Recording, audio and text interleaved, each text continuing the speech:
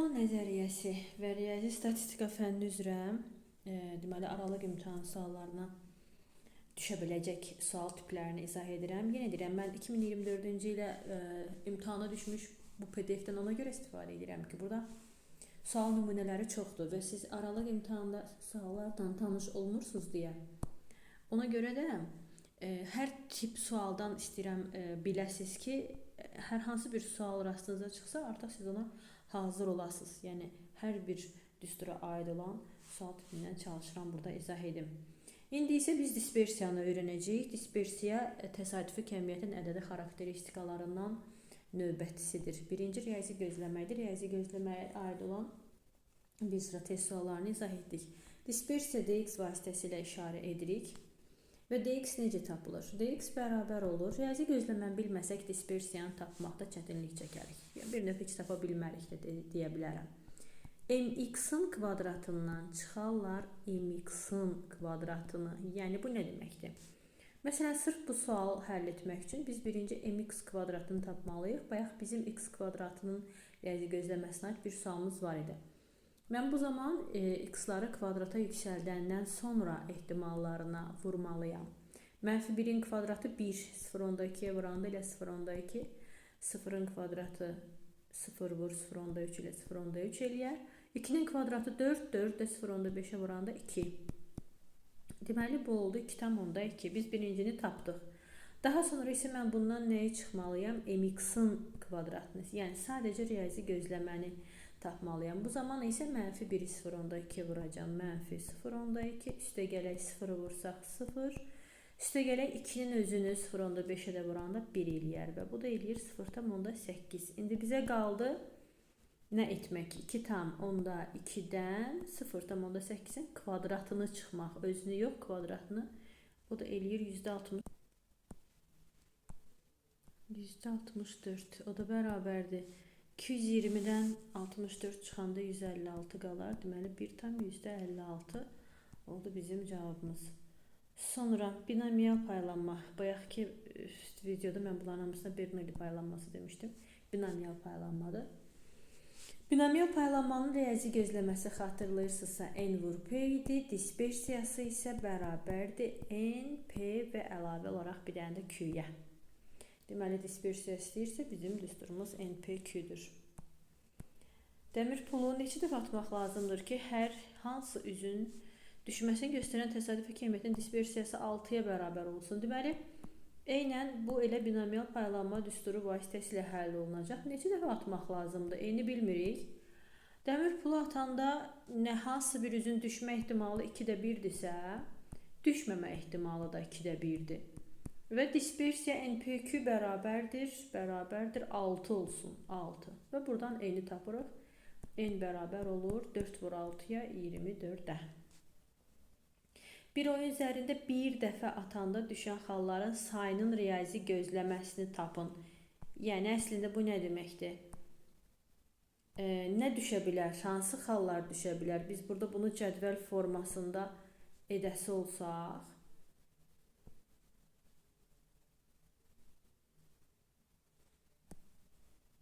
x təsadüfi kəmiyyətin qiyməti p-də ehtimallarına deyək.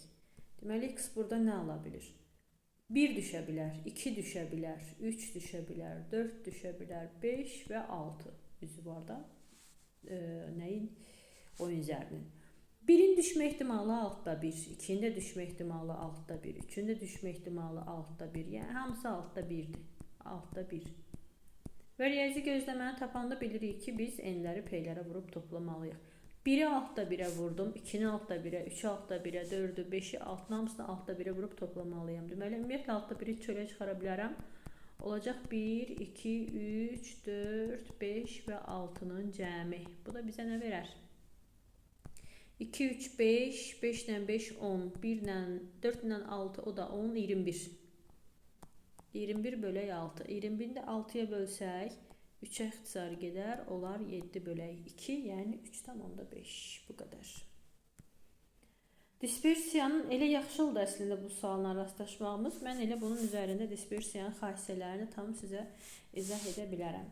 Birinci xassəsi nədən ibarətdir? Sabitin dispersiyası sıfıra bərabərdir. Deməli, burada birinci xassə səhvdir.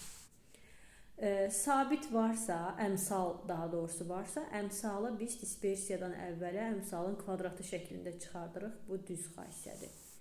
Əgər iki təsadüfi kəmiyyətin cəminin dispersiyasını tapmaq lazımdırsa, biz yenə də ayrı-ayrılıqda təsadüfi kəmiyyətlərin dispersiyasını toplayırıq. Əgər fərqini tapmaq lazımdırsa, biz yenə də təsadüfi kəmiyyətlərin dispersiyasını toplayırıq. Niyə? Çünki -1-in kvadratı çölə çıxır. -1-in də kvadratı müsbət 1 olduğuna görə biz yenə də onu toplayırıq. Bu xassə də düzgündür.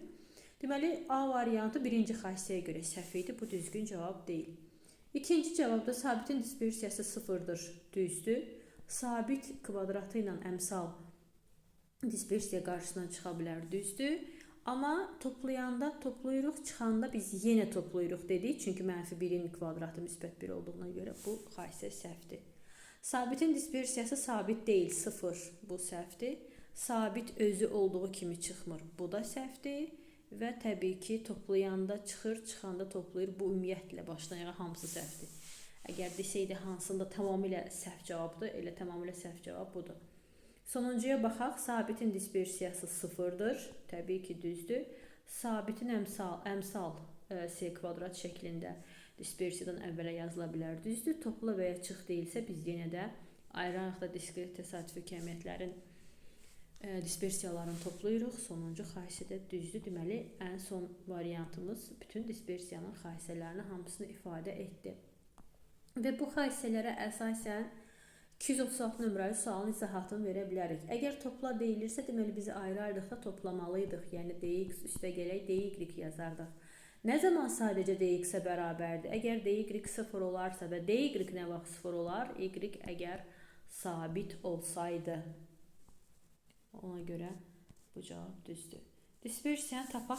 İndi isə yenə də bir dənə cədvəldən yazdıq, bir dənə də cədvəl əsasında dispersiyanın tapılmasına aid sual yazıram. Dx nəyə bərabərdir? Deməli, birinci mən mx kvadrat tapmalıydım. Sonra da mx-in kvadratını çıxmalıydım. Düzdür? Yazaq. Bərabər.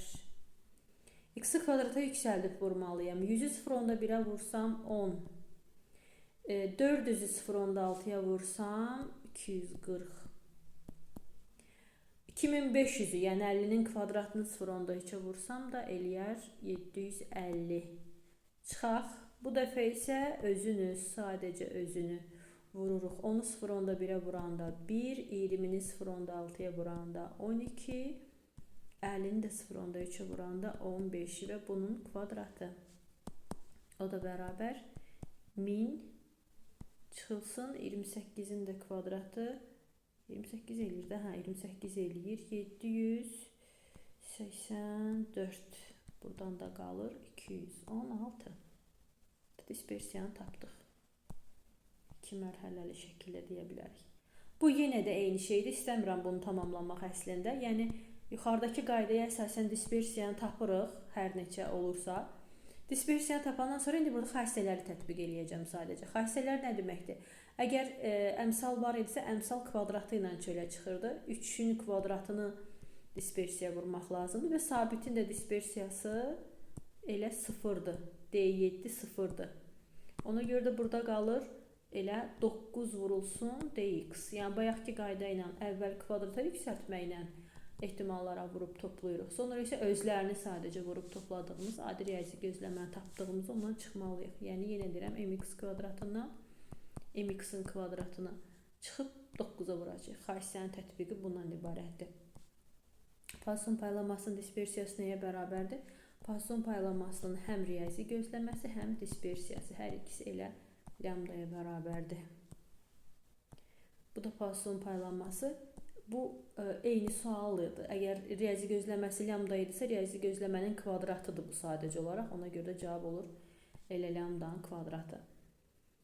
Təsadüfi kəmiyyətlərin riyazi gözləmələri soruşulur. Çətin sual deyil əslində. Həmişə baxın, nə soruşulursa onu da yerinə yetirəcək. X-in kvadratına görə riyazi gözləməni tapırıqsa, deməli x-in kvadratlarını vururuq ehtimallara, vuraq. Eləyər 0.3, üstə gələk. 4-də vuranda 2,8. Bu elədir 3,1. İndi isə y-ə görə tapaq. Yenə də kvadratları soruşulursa, kvadratları ilə tapırıq.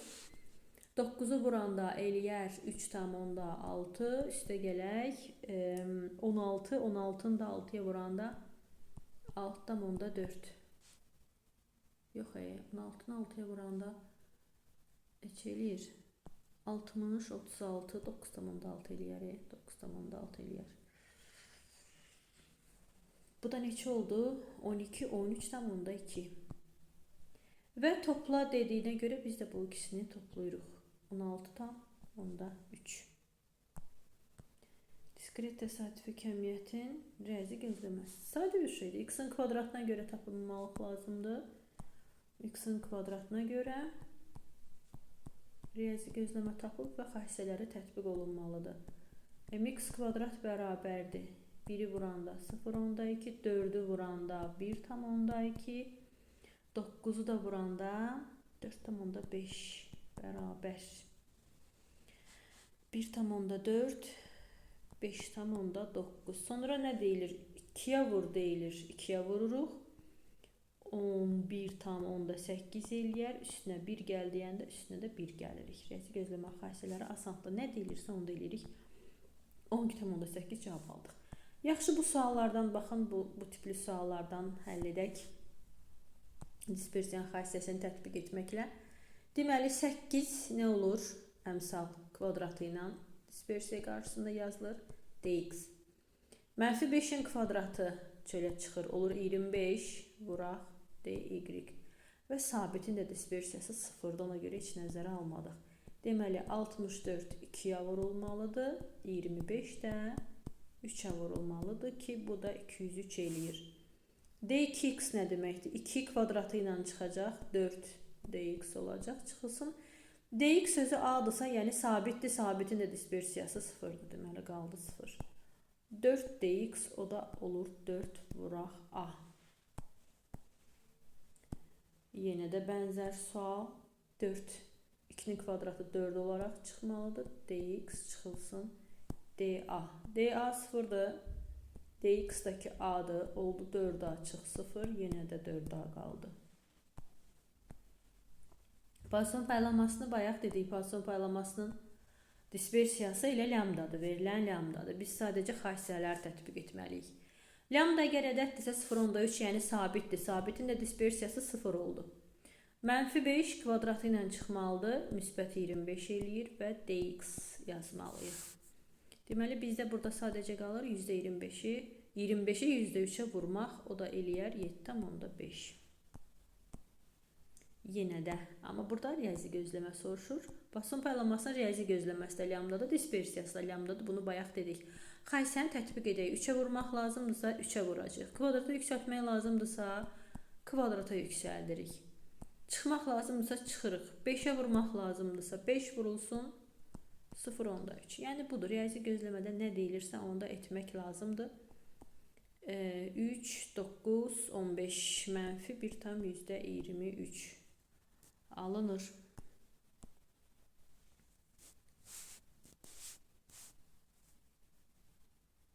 Bir tamamda 5'ten %27 çıxanda.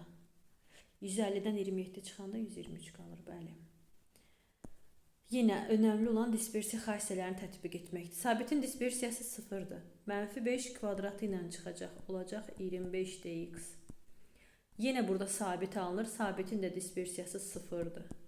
Sadəcə qaldı deməli 25'e vurmaq. Nəyi? Lambdanı. Lambda da Poisson paylamasında budur. 2.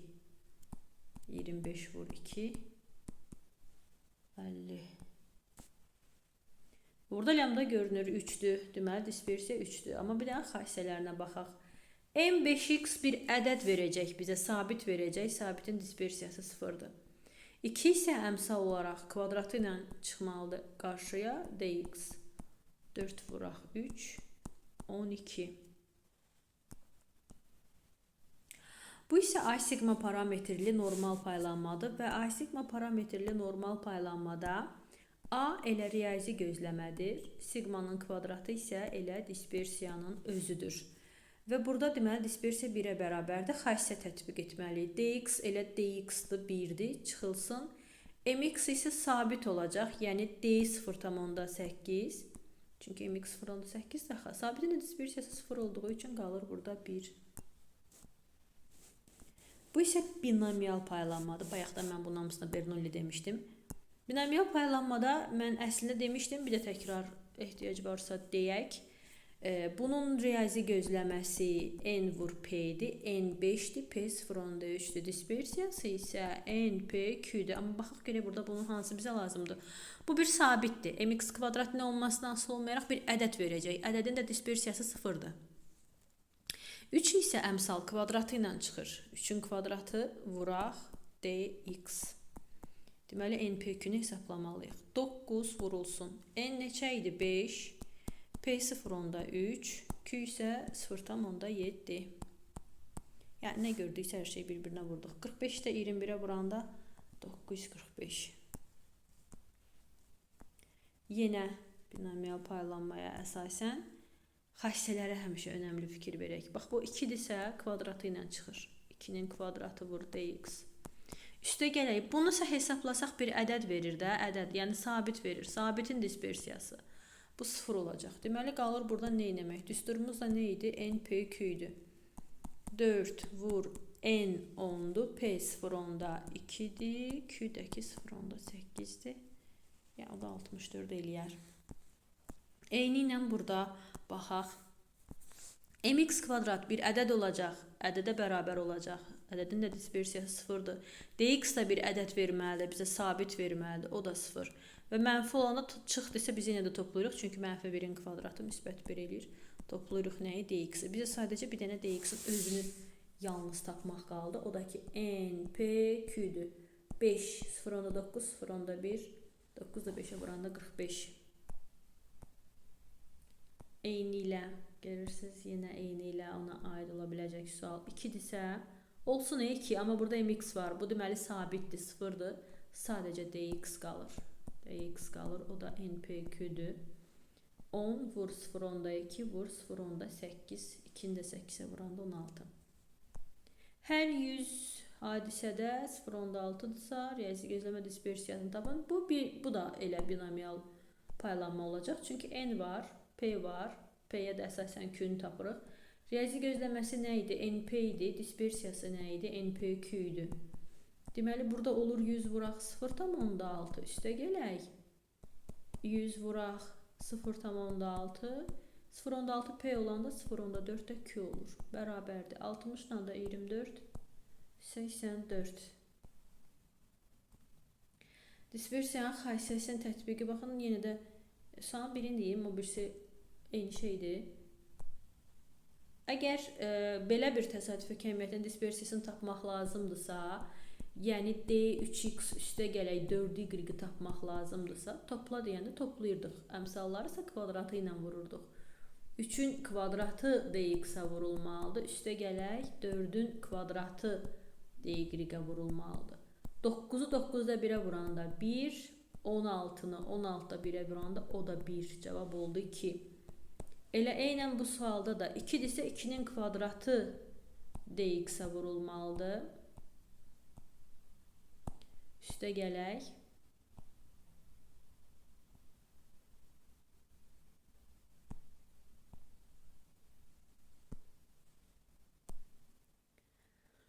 Üstə gələk, mənfi 3-ün kvadratı, 2-nin kvadratı düzəldim burada. 2-nin kvadratı, mənfi 3-ün kvadratı 9 dy-ə vurulmalıdır. 1-dəki sabitdir, onda rolu yoxdur, bərabərdir. 4-ü 1.5'ə vuranda 6 eləyər, 9-u 1'ə vuranda 9 eləyər. Cavab da oldu 15.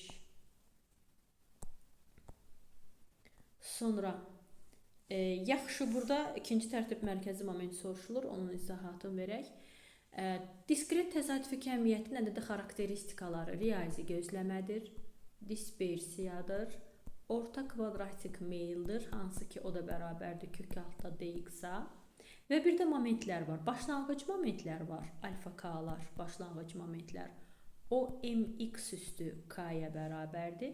Bir də var mərkəzi momentlər, beta k. O isə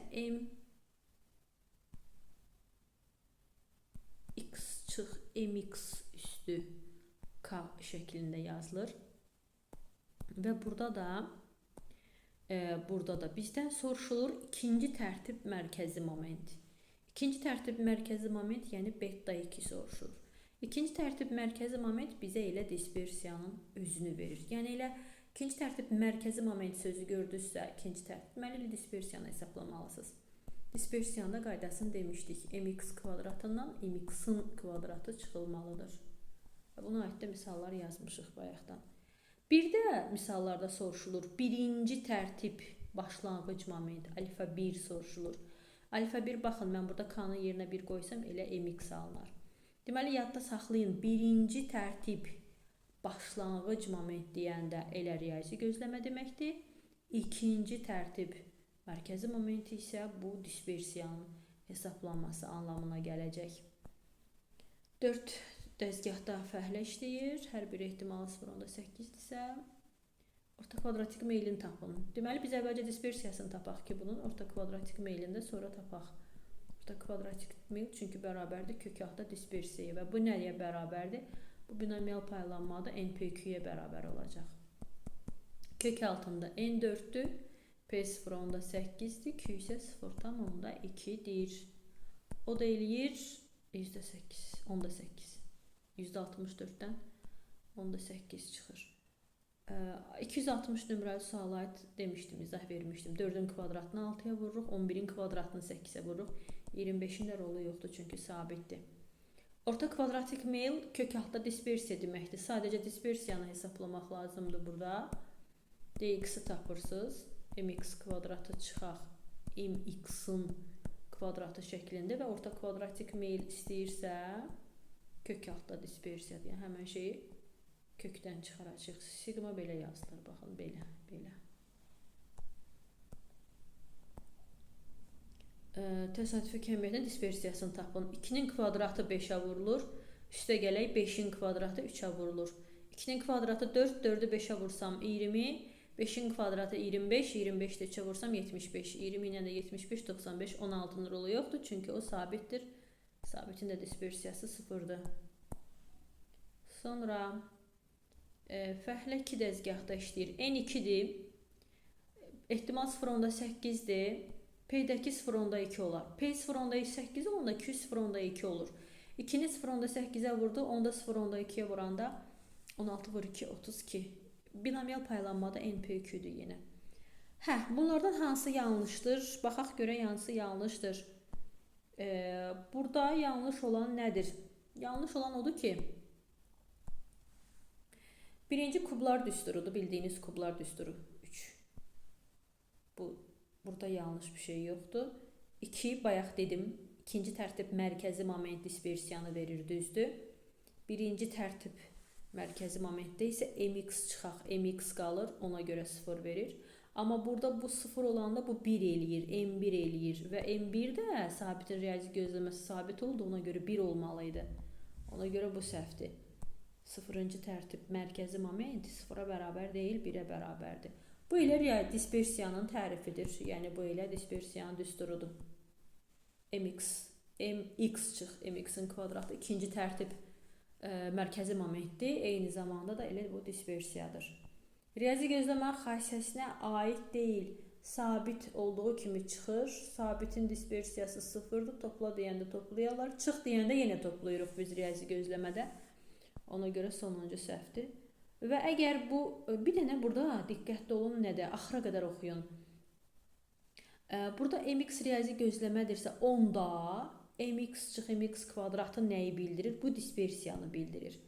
Amma varsa onda bunun kvadrat kökü, baxın kvadrat kökü deyirsə, deməli bunu siz kök altına salsaz, yəni bu ifadə kök altına düşsə, kök altda dispersiya nəyi verir? Orta kvadratik meyli verir. Yəni kvadrat sözü görürsünüzsə, bu kvadrat meyldir. Kvadrat sözünə baxın, kvadrat meyli yadda saxlayın. Amma sadəcə desəydi ki, ifadə nəyə bərabərdir? İfadə dispersiyaya bərabər idi.